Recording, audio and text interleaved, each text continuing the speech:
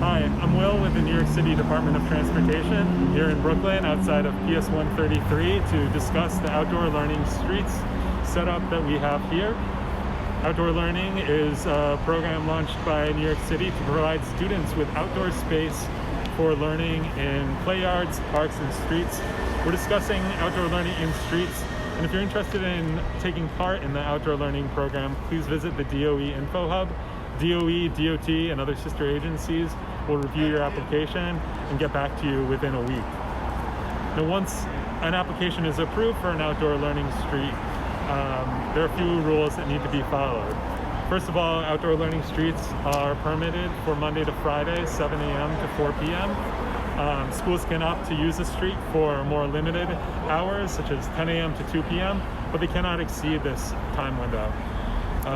All equipment and barricades can't be on the street before 7 a.m. and they need to be removed and stored on school property by 4 p.m.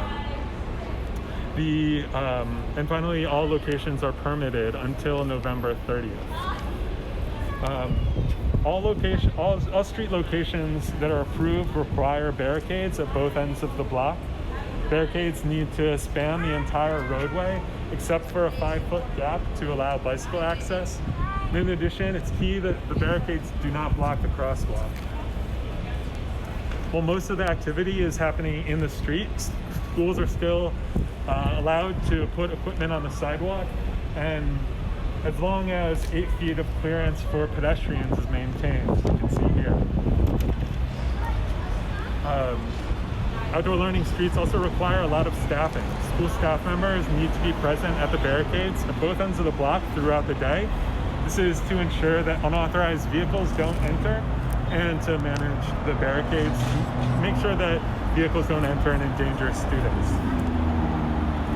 The only vehicles that are allowed onto the block are emergency vehicles, accessorized vehicles, and any vehicles that need to access a private driveway on the block. If one of these vehicles needs to enter, school staff members will carefully remove one of the barricades and then replace it after the vehicle is passed. When that vehicle is entering, school staff need to alert students so that they can safely move out of the way. It's helpful to have a whistle for this as well. And finally, school staff members needed to escort the vehicle down the block. And if there are any vehicles already on the block, parked along the curb or in the driveway that need to exit, a school staff member is needed to essentially walk them down the street until they are off the block. No one should be driving onto the outdoor learning street in order to access parking on the curb, however. Every time a vehicle passes, it disrupts class and things need to pause, so it's really critical to minimize these disruptions, minimize the number of vehicles on the block. And finally, just to minimize potential conflicts between vehicles and students, school buses and family vehicles are not permitted to enter the outdoor learning streets. So once a street is permitted for outdoor learning, there are 2 types of setups allowed. One with furniture like tents and tables and chairs, you can see behind me.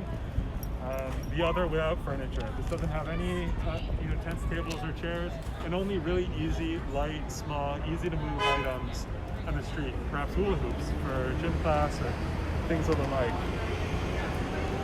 The vehicles are parked on both sides of the street, and then a school sets up tables or chairs. An FDNY vehicle responding to an emergency isn't going to be able to get through. FDNY requires that there's a 15-foot clear fire lane on every street to quickly respond to emergencies. I'm here at a setup for a demonstration that includes furniture, tents, tables, and chairs together, groups of chairs, and in order to make but you can see that we still have a 15-foot clear fire lane. In order to make this work, parking is banned on one side of the street. So DOT is distributing a copy of this no standing Monday to Friday, 7 a.m. to 4 p.m. signage for schools to post on existing signposts in advance of their program starting. This will help clear out the parking in order to make that room for furniture to be present while maintaining the 15-foot fire lane. Teacher parking is allowed on the school side of the block, but only in spaces that are signed for authorized teacher parking. If authorized teacher parking isn't present, teacher parking is not allowed on the outdoor learning street. Now at a setup without furniture, at a no furniture setup, there will be no tables, tents, chairs, and other large equipment present. And if an emergency vehicle needs to access the street, students will be able to quickly move out of the way so that it can pass.